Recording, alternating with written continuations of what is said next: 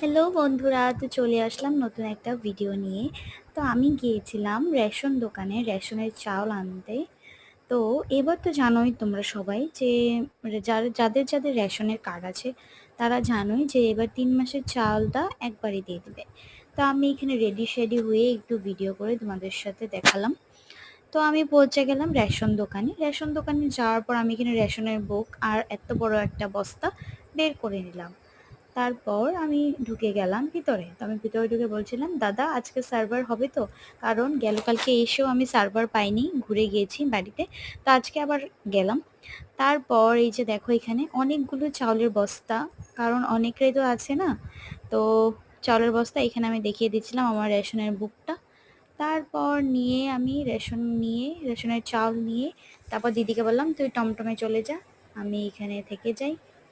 তারপর আমি স্কুটি করে গেলাম, কারণ ব্যাগটা তো ওখানে আটবে না স্কুটিতে। তারপর চলে আসলাম বাড়িতে স্টুডেন্টকে নিয়ে। তো এই যে আমার স্টুডেন্ট, এই যে আমার দিদি। তো ভিডিওটা ভালো লাগলে নিশ্চয়ই একটা লাইক, কমেন্ট অ্যান্ড সাবস্ক্রাইব করে দিও। Bye bye.